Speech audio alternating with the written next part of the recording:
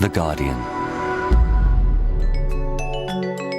The Guardian Books Podcast with Claire Armistead.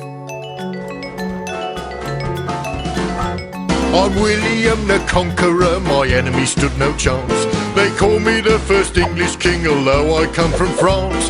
1066, the Doomsday Book I gave to history. Self-act on death. From the dawn of history, India has been revered as the mother of civilization. Thousands of years ago, when most of the world was still living in a prehistoric era, the people of India lived in a golden age of advanced culture and knowledge. In creating the Order of the Garter at Windsor Castle, Edward surrounded himself with men loyal only to him.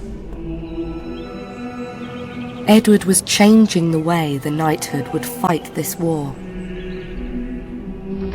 In creating the Order of the Garter... When it comes to pyramids, there are a lot of stories, assumptions, and myths out there. Now, with the power of research, I will ruin these pyramid myths like Hatshepsut ruined statues of her predecessor. Pyramids are massive mountains of rock designed to protect and entomb a powerful figure for their journey. Honored parents, I say powerful figure instead of pharaoh. I am now on an expedition to the westward, through the interior parts of North America, with Captain Lewis and Captain Clark. We are to ascend the Missouri River with a boat. Only 14, as far as it was sent from navigable, Austria, and go by land, destined to be queen. When I married Louis, the Dauphin of France, wonder if I'd stand a chance. Nearly 4 dozen men. What with the international success of Hilary Mantel's Tudor trilogy, 2 Man Booker prizes so far for Wolf Hall and Bring Up the Bodies, and 1 more volume still to come, the historical novel has been having its time in the sun. Mantel's account of the blacksmith's boy who briefly became the most powerful man in England might have offered a new perspective on the ruthless Thomas Cromwell, Chancellor and fixer for Henry VIII. But it is in the end historical fiction that aims to explore and elucidate real history. All the while, some very different sorts of historical fiction have been bubbling under, and it's these we're going to investigate in this podcast. If I said that one of the novels we're looking at is narrated by a housefly, you might see what I mean. We begin with a novel that has its own kooky history, which goes like this. 10 years ago, as I was reading my way through the entrance to the first book prize, a fat novel called Q came to my attention. It was a fine exploration of the German Reformation, set shortly after Luther had pinned his 95 Theses to that church door in Wittenberg in 1517. Luther Blissett, the name of its purported author, turned out to be the pen name of an Italian anarchist collective, I kid you not. They've now changed their name to Wu Ming, and they're back with Altai, a follow-up to Q, which takes the story on to the Balkans. They came in to explain their project and their unusual working methods to Lindesay Irvine. Wu Ming are a collective of 4 Italian writers who produce novels together. So today we're in the unusual position of having what amounts to half a novelist in the studio. We have with us Wu Ming 1. Hi. And Wu Ming 2. Hello. Which does immediately leave one wondering, if one's not familiar with your work, how you go about writing collaboratively. There is no fixed method. We've been writing together for almost 20 years now, so it's kind of more like telepathy. You know, we get along very well. We've been friends for a long time. We collectively improvise bits of stories. We connect the dots that we find in doing historical research. You know, we find characters from, for example, the 16th century. We find anecdotes. We find interesting events that are seemingly unconnected. We find connections. We fill the gaps. There are some shadow cones in the way history. There are gaps in the historical record. Absolutely, and we fill those gaps. We usually say that the fictional element in our novels is just something that we put into tiny cracks in the historical record. You know, more than 90% of what we write is factual. Is it possible to be that freeform in deciding deciding on a subject? Do you find it you can just extemporize and arrive at a unanimous decision? It's like a jam session between jazz musicians. That's what we do, and that's where we take our inspiration. And also, it's comparable to a role-playing game. You know, we improvise together. We create stories by, throwing bits of plot onto the table. We sit around the table for weeks. Do you manage to do this while you're jamming, without rows? I conflitti chiaramente ci sono. There are conflicts, of course. Anzi, sono molto importanti per raccontare. Indeed, they are very important in order to tell our stories. Il nostro modo di superarli è quello di non cercare mai il nocciolo comune delle idee che si confrontano. Our way of overcoming conflict is by never looking for the lowest compromise, never looking for the lowest common denominator. Se abbiamo 4 idee diverse, non cerchiamo il nocciolo che le accomuna, ma una quinta idea che tenga conto di tutte quante. If we've got 4 conflicting ideas, we don't look for the mediation between those 4 ideas. We look for a 5th one that's a synthesis of all them. And you do that without shouting. It's more complicated to explain it in words than to do it. And you've all been involved in radical politics, such as protesting about the G8 summit. Being a literary collective is a radical gesture in itself, is a radical thing, because, literature is very backward. The publishing industry is still based upon the myth of the writer as an individual genius, highly sensitive person living in a higher level of reality, and sometimes they speak and they say things that are kind of a distillation of wisdom. Or in another way, you have the drunk writer, the junkie writer. While we are a collective, we never pose for pictures. We don't go on the TV. We always refuse invitations, and we are a living testimony that literature can be written in another way. It can be perceived in another way, and that's why the literary establishment, especially in Italy, hates our guts.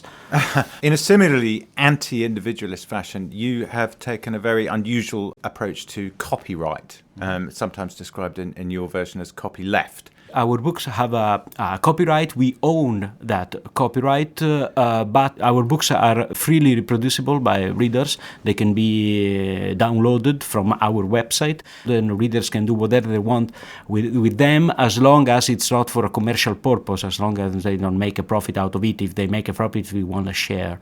Given that you're clearly leftist intellectuals, writing page-turning historical novels might seem a slightly surprising thing to do. Being radical also means being popular. We're from the working class, completely, self-taught as novelists. We never took lessons of creative writing in some expensive university or stuff like that. We think that the more people are reached by our message, the better it is. Yeah, who needs boring radical texts? They're completely unnecessary. Understanding that, what is the nature of the page-turning narrative you're trying to engage people with here? Altai is a kind of follow-up to our debut novel, our first novel that was titled Q and was published in the UK 10 years ago. Q was about the German Peasants' War in 16th century Germany, one of the biggest peasant uprisings in the history of continental Europe. It was an event that was triggered by Luther's Reformation.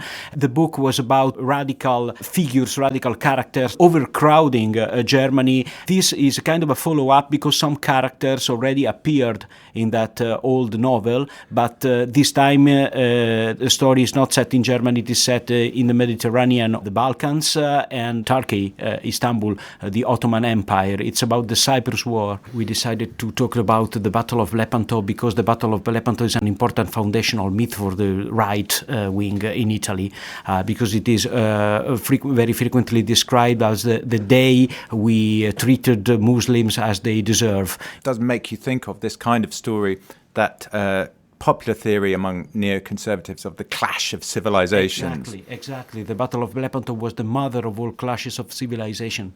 And the Italian right wing got it completely wrong because the Battle of Lepanto was part of a war that the Ottoman Empire actually won. They lost the battle, but they won the war because they conquered Cyprus. We started from historical fact, that is, the fact that Joseph Nasi, this important character in the book, wanted to become the king of Cyprus, the first Jewish king after 2,000 years of exodus. But was contemporary Israel on your minds as you wrote? Well, certainly, we've got a kind of a proto-Zionist project here because the Nazi family financed recolonization of Palestine by Jews in the 16th century. They established a Jewish colony in Tiberias, but that project failed. It was several centuries ahead, several centuries in advance of actual history. So there's also this subtext about what's been going on for decades now in the Middle East, in Palestine.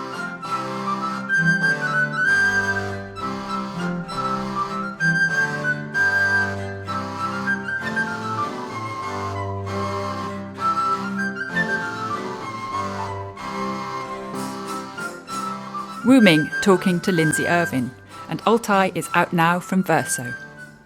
Our next guest, Jonathan Grimwood, has written a very different sort of novel. Set in pre-revolutionary France, it's the story of Jean-Marie Daumont, the son of impoverished nobility who rises to become a diplomat, a spy, and perhaps first and foremost an epicure. John, before we get to The Last Banquet, Wu Ming said a couple of really interesting things in that interview. They talk about putting fiction into tiny cracks in the historical record. And their purpose is obviously more overtly political than yours. But you also have quite a strong historical background to this, don't you? I mean, Daumont fights the peasant uprising. He writes dictionary entries for Diderot. He discusses agrarian economy with Voltaire and racial equality with Benjamin Franklin. How do you fit them all together? I wanted to create a character that represented the Enlightenment. He's a man in search of the perfect taste. He's not a glutton, he's very precise about his food, but it represents something to him. And this is a time when everybody is analysing the world and categorising it and putting it into tables. And Jean-Marie wants to do the same for food. So he takes taste and he tries to analyse it and break it down. He's doing what the chemists are doing, what the encyclopedists are doing. He's trying to understand the world. And this is a period where people are labelling the world, almost to tame it. And what I wanted was somebody who was at the last point when you could have a character who does this. What came first, the character or the period? I had an image of Jean-Marie sat with his back to a dung heap, eating a beetle in the sun, in a ruined courtyard, and somebody coming through the courtyard on a horse, wearing a large floppy hat with a feather in. And he's 5 years old at that point. 5 years old, and he's eating beetles in the sun, and he's completely happy. And I knew what he wanted. He wanted the perfect taste. And I think that the first sip you take of something, the first sip of champagne, the first morsel of Roquefort, is the bit that matters. There's a diminishing return afterwards. And Jean-Marie wants that. He wants to categorise it. Nobody else has done this. And to an extent, I couldn't have actually created this character without Brillat Savarin, who, as far as I'm concerned, invented food writing, and certainly, as far as I know, was the first person to talk about food in the terms that you talk about music, in terms of talking about notes and things falling away and things coming to the fore, rather than the simple sweet and sour. An awful lot of the things he eats end up tasting rather like dog or cat, don't they? Most of the things he eats end up tasting like chicken. The point I'm trying to make is we define our foods by what we taste first. So if we eat chicken, we think something tastes like chicken. If we eat a particular fish, we think it tastes like this fish. What I wanted to do was I wanted to write a book about somebody in search of the impossible. And taste is quite a good analogy for the impossible, to search for the perfect taste, to keep looking through your entire life for something that you're almost always on the edge of finding and you never quite find. It also, in period and spirit, inevitably recalls Dumas, doesn't it? Yes. Do you think there is a generic name we could? Is it a neo swashbuckler? It certainly has elements of Dumas, and there are certainly bits of swash and bits of buckle.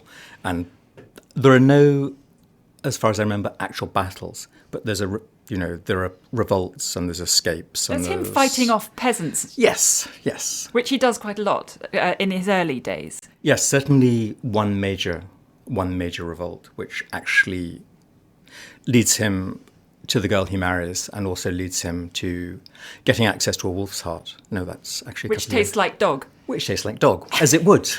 It's like, I've eaten dog, I haven't eaten wolf, so I can't. You've eaten dog? Yes. When did you eat dog? I ate dog as a child. My mother gave me dog in the Far East and then afterwards said, that was dog. So did you have this taste memory when you were writing this scene? Yes, I think it's slightly dark, slightly smoky, slightly sour. That's in my memory, but remember, I'm a very small child, so I probably just put that on top of the memory. But not as sour as cat? But not as sour as cat.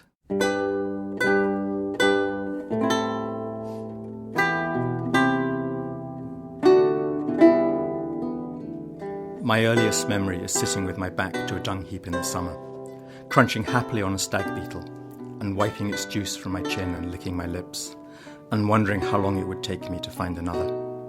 Beetles taste of what they eat. Everything edible tastes of what it eats or takes from the soil. And the stag beetles that fed on the dung of my father's courtyard were sweet from the dung, which was sweet from the roadside grass. I'd fed the horse the last of the hay and knew it was in a stall behind me, so the clip-clop in the courtyard's arch had to come from another. I could stand and bow as I'd been taught.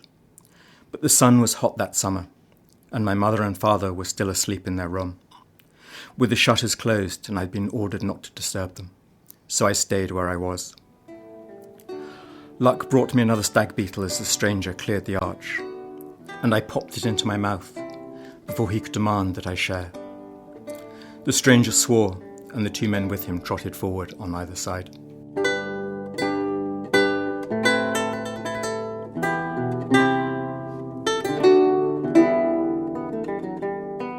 You're best known as John Courtney Grimwood, the writer of science fiction. And I noticed that in your early novels, you actually did alternate history novels. The first 4 books were set in a world where the French won the Franco-Prussian War, and then the Third Napoleonic Empire never fell. This is entirely straight. This is the French Revolution. This is as it happened. If the characters exist, the characters exist. There are historical characters who walk in and out of this book. The dates are accurate. I think as a country we're incredibly bad at history. And I think we're incredibly bad at realising that we probably have to understand history, to understand where we are and to understand what's going to happen. Why have you done this? Because I desperately wanted to. Why? One of the problems with writing novels that cross the UK and the US is you end up doing a single edit.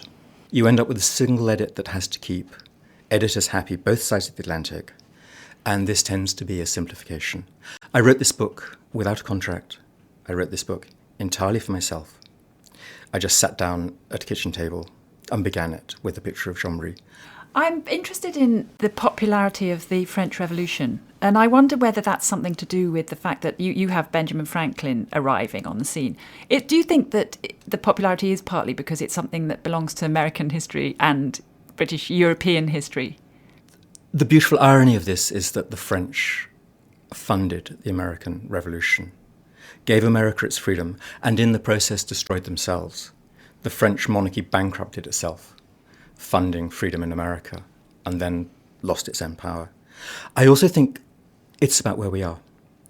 We don't know what's happening in our society. We don't know really what's changing. But there's a very strong sense in the air that something is happening and something is changing. In a sense that we are where they were. You've got a couple of endnotes in which you say where this was found. I'm interested in that as a fictional device. Note 1, this work, reputedly the journal of Jean-Marie, soi-disant Marquis d'Aumont, was found among the possessions of Citizen Duras, mayor of Limoges, following the execution of the citizen mayor for treason. Did the citizen mayor exist? Oh yes, the citizen mayor is the boy he won't let marry his daughter. The second note, which is returned to Admiral Laurent Marquis d'Aumont, trusted confidant of l'Empereur, on the orders of the President of the Grand Council of the Gironde, is to let you know Jean-Marie's son who is the naval officer who sends him animals to eat from around the world, is alive and well. Exotic animals play a big part in this. Also played a big part in another book published by Canongate a couple of years back, Jamrak's Menagerie. What is it with exotic animals? Is this something that's particularly relevant to your Enlightenment thesis? I think it's down to collecting, and I think it's down to labelling and understanding the world. Jean-Marie lives at a time when people were trying to take the world apart, like clockwork, to see whether it could be put back together in a form that was better. And one of the things that fascinates me about Versailles is the zoo, which is almost a panopticon. It looks in on itself. You can stand in the centre and look out at it. And as many animals as they could possibly gather were in the zoo. When Jean-Marie becomes essentially the Lord Master of the menagerie, it's a mirror of Versailles itself. Versailles is a zoo for people, to keep them caged and to keep them supine and to keep them without power. The zoo is merely a reflection of it. He can't save the people in Versailles. He hates the taste of the food in Versailles. He hates the smell in the air. He hates the squalor. He can't rescue the people. He can't rescue his friends from school. He can't rescue Jérôme, who is now one of the king's great ministers. He can't rescue Charlot, but he can start rescuing the animals. So he rescues the animals because he's unable to rescue his friends.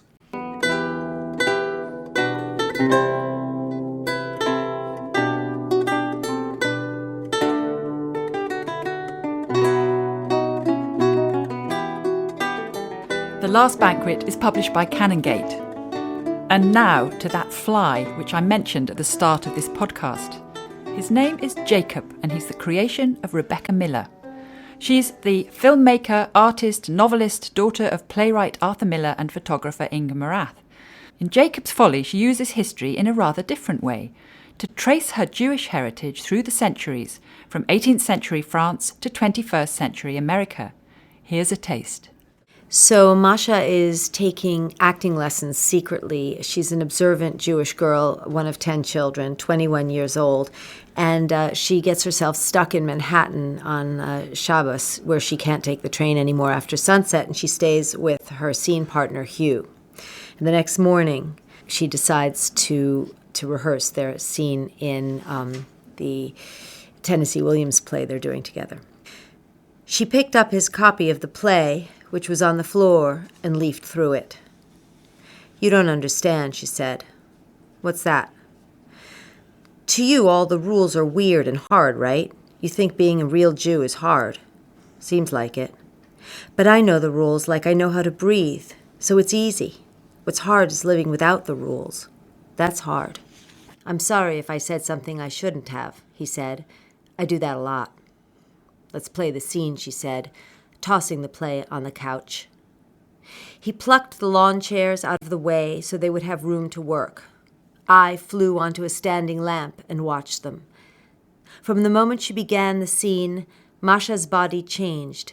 Barefoot, she circled her prey with a confident animal grace. Her hand came close to Hugh's arm, but it never landed. She was not allowed to touch him, and she would not. Yet the charge coming out of her was stunning. I tried to find her thoughts, but there were none of her own. She was the person she was pretending to be. She had become Carol Cutrere, lost Southern belle, albeit with a Long Island accent. Her face seemed molded to the skull in a different way. She looked older, ground down by a 10-year party, yet gloriously defiant in her chosen wildness. Poor Hugh Crosby was getting lost in her performance. Skilled as he was no match for this creature. Afterward, she flopped, spent, onto the office chair and began to swivel it side to side again as she slowly came back to herself. Watching her, a knot of fear formed in my fly's belly. There was something inhuman in her stare. It was an expression that I recognized, but I couldn't remember why. Well, Rebecca, listeners who are not familiar with the story may not have spotted that our narrator flew onto a standing lamp at the beginning of that. I forgot to mention that. Tell us a bit about a small lacuna in your explanation. Tell us about our narrator. Okay. Our narrator believes when we first come upon him in the beginning of the book that he is an angel. He is awakened having been dead for almost 300 years and gradually realizes that he's in the future and discovers to his chagrin that he's actually a housefly in contemporary Long Island. And the last thing he remembers is mid-18th century France. I'm really interested that you chose a passage about Marcia and about Marcia's acting life, because this is one of the three strands of the story. And it's very particular. Each strand has a different storytelling style. And in a way, Jacob's real life before he becomes a fly is in 18th century Paris. So a narrator who is a fly. Where did the story come from originally? Originally, I started with the character of Leslie Sensatimore, actually, who's one of the three strands of the story. And he's a good man and he's a fireman. He yes. saves lives. He saves lives. He's a volunteer fireman and also has a boat repair business. And yes, he's a very, very good person, but is actually sort of lying to himself about a certain thing. Masha was originally just a femme fatale when I first came across her. She was there to destroy Leslie when I sort of began to write notes for the novel. Then when I realized that she was a Jew, an observant Jew, I had always had an idea of another sort of more spiritual entity that was watching them. It was like a little sprite. And I did a bit of research, a lot of research into Jewish mysticism and found that there was reincarnation in Jewish mysticism, and it's called Gilgul, and the idea of returning Jewish souls. And when I realized that, then I thought, that's my third entity. Then the idea of going back to the 18th century came for various reasons, and I wanted to, I knew he had to be a Jewish fly because it's Jewish reincarnation. So that's a sort of thumbnail sketch. It gives you some lovely comic moments, such as when Jacob, in his fly form, attends a Shabbos feast. Yes. And he knows that they won't be able to kill him. He knows that they can't kill him on after Friday sunset for 24 hours, so he's free. Tell us more about Jacob, his origins before he becomes a fly. Jacob, when we first meet him, is a 16-year-old peddler living in Paris. And all the peddlers at that time, for the most part, kept all their wares, on their backs or on their fronts. There was actually something called a Jew's box. It was so prevalently used by Jews, and it would go in the front and had little drawers. He's peddling anything he can sell, watch fobs, trinkets, lace collars, inkstands. And he was calling out his wares, and the streets were cacophonous with the cries of the peddlers at that time, calling out all their wares. And he lives with his parents in the Eastern European Jewish section of Paris, which was very small. There were only 500 Jews, male Jews, probably fewer in the entire Paris, and then some of them had families. So it was a very small community, generally quite a poor community, and that's how we first encounter him. You have three storylines, and each one is slightly stylistically different. So Jacob's story really is sort of picaresque. He goes from the 18th century to the present day. He goes, the Holocaust happens, all sorts of things happen. Jacob's life is picaresque and is a bit of a rake's progress, and is also more florid, figurative language is used. And Marcia's story is a coming-of-age story in a way, isn't it? She finds herself as an actress. Yeah, it's a story of individuation, and it's a story of the conflict between safety and belonging to her way of life and the lure of becoming herself, fully becoming herself, which really means she has to leave her community, which is a strictly Orthodox Jewish community in New York. You don't come from an Orthodox background yourself? No. So how do you know about this? Well, I had to do research. Well, I stayed with this family that I found through a friend of a friend of a friend. I've always had a real interest in especially the women in those communities and how they live and why they would be covered up on the hottest day in August with wigs on and long, thick stockings, etc. And living in New York City as well, filled with temptations and other ways of life. And this was an entry for me into not only that way of life, but into Judaism itself, which I had also not really been brought up inside of, but was part of my life because I was partly Jewish, half Jewish. But you had to nevertheless find it out afresh for yourself. I had to find it out for myself, exactly. And the way I did that was both through a lot of reading research, but also through sort of field research in which I went, and I was lucky enough to become friends with a family that took me in and let me stay on a couple of different occasions with them. And then I became a kind of pen pal with the mother, and she guided me through, hundreds of questions that I had, really. There's a lot of stuff in this novel, isn't there? There's in 18th century Paris. There are a lot of objects, sort of pistol knives, and then you come forward to the modern day, and there's an awful lot of detail of the food and sacramental food. Yes. The food in the Jewish household, especially in this Orthodox world, is hugely important. And there's a vast amount of food that gets made for every Shabbos feast, and then they eat it all week. But also, sensual detail of all kinds became very important in this book, in part because Jacob is such a sensual character, and he experiences, he can even taste gravy through the pads in his feet when he's a fly. So there's a sort of, and he's very hypersexualized, and his sight seems hyper lucid. So it's almost as if the whole thing is a kind of super sensory experience. For me, writing it, I felt almost more acutely aware of my senses. He's also a mischievous character, isn't he? He manipulates. He's very mischievous. He's an imp, and I think that a Dybbuk almost. That would be a long discussion, but I think that he's a kind of little demon in a more innocent kind of a way. He's definitely amoral, at least in the beginning. I found it very liberating to write him because I was able to sort of shed my own personal morality, and as well as my sex and my sense of obligation. So it was quite a liberating thing writing Jacob. This idea of individuation you've mentioned is a really big theme in it, isn't it? It's how do people live within the constrictions of a faith and a community and be themselves. Right. And is it possible? In both cases, both Masha and Jacob leave, but they leave at a cost, especially Jacob. They leave at a cost, but I think that they can't help but leave. But I didn't want it to be the obvious thing where you describe something that's untenable and that's suffocating, etc. At least in the way I think I describe the Orthodox community, I describe it quite lovingly. And I was actually surprised at how much beauty I found in that community. Let's move on a little bit to your influences. You've written screenplays, you have acted, you've done films. And now suddenly you do this thing which is so writerly, and it seems to hark back to Bashevis Singer, doesn't it? I couldn't imagine a film being made of it.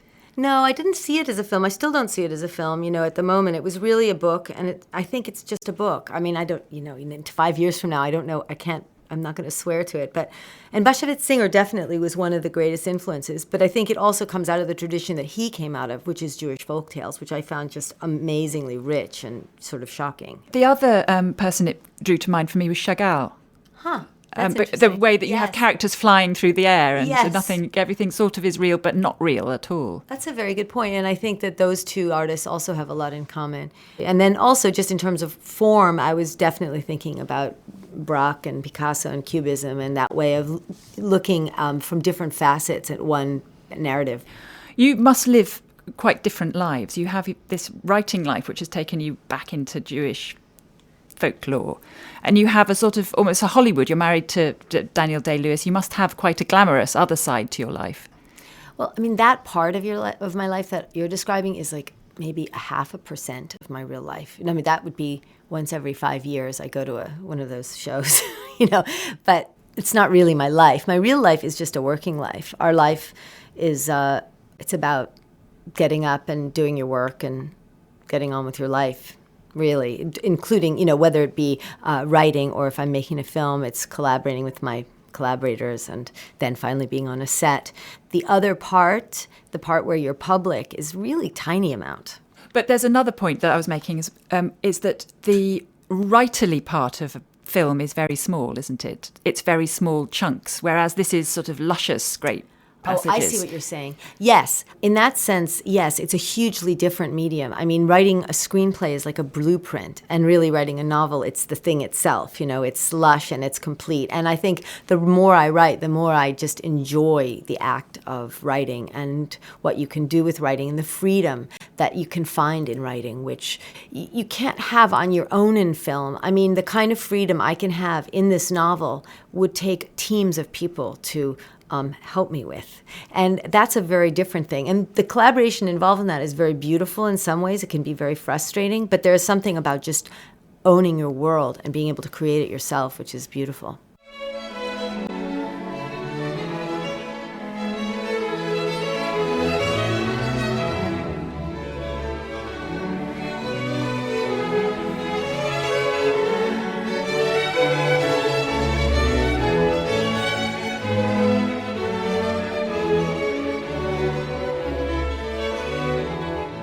Jacob's Folly by Rebecca Miller is published at Canongate. Thanks to her, to Jonathan Grimwood, to the Wu Ming Collective and to Lindesay Irvine.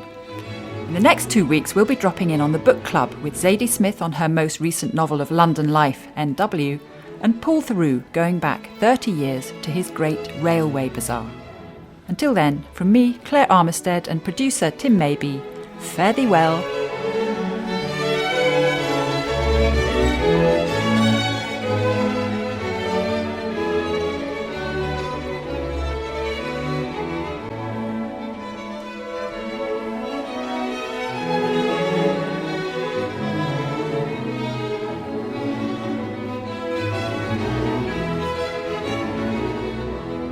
For more great downloads, go to guardian.co.uk/audio.